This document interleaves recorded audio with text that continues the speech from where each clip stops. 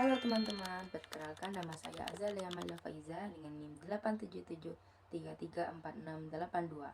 Saya berasal dari UT Salusako dan di sini saya akan menjelaskan pilar-pilar pendidikan dan relevansinya di era digital.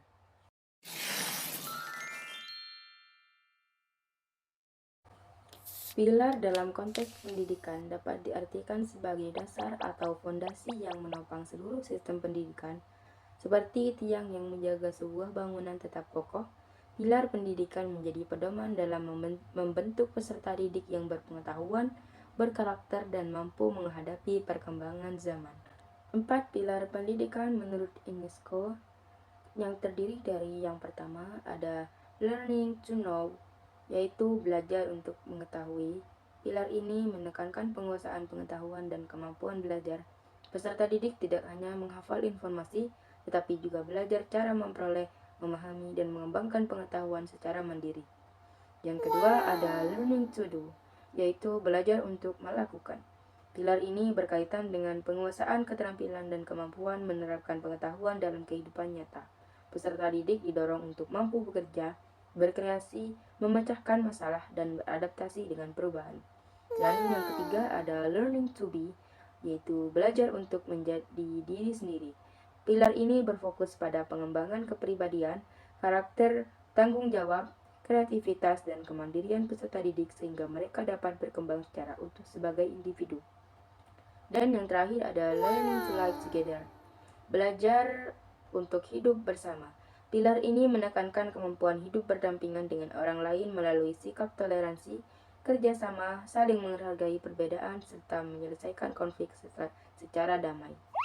Salah satu pilar penting pendidikan Indonesia berasal dari pemikiran Ki Hajar Dewantara yang dikenal melalui 3 prinsip utama, yaitu Ing Ngarso Sang Tulodo, yang kedua In Madya Mangunkarso, dan yang ketiga ada Tut Uri Handayani. Ing Ngarso Sang Tulodo berarti di depan memberi teladan. Guru tidak hanya mengajar, tetapi juga menjadi contoh bagi peserta didik. Di era digital, prinsip ini semakin penting karena siswa banyak memperoleh informasi dari internet dan media sosial.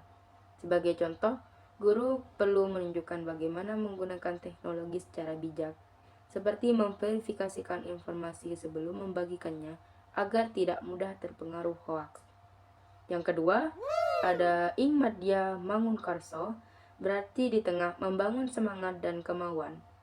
Guru berperan sebagai motivator yang mendampingi peserta didik dalam proses belajar.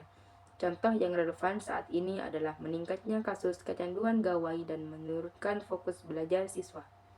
Dalam kondisi tersebut, guru perlu menciptakan pembelajaran yang menarik dan interaktif agar peserta didik tetap termotivasi untuk belajar.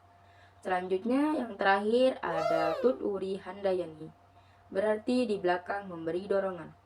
Prinsip ini sangat sesuai dengan pembelajaran abad ke-21 yang menekankan kemandirian belajar.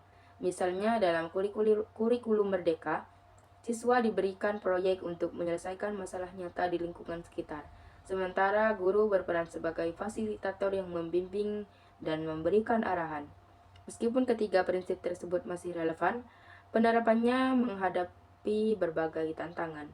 Kesenjangan akses internet, rendahnya literasi digital, serta penggunaan kecerdasan buatan atau AI secara tidak bertanggung jawab menjadi beberapa contoh tantangan yang dihadapi dunia pendidikan saat ini.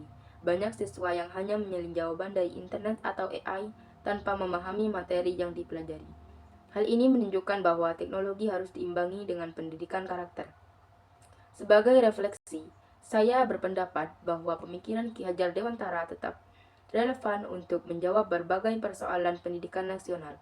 Keteladanan guru dapat memperkuat karakter peserta didik, pendampingan yang baik dapat meningkatkan motivasi belajar, dan pemberian kepercayaan kepada siswa dapat melatih kemandirian serta kreativitas.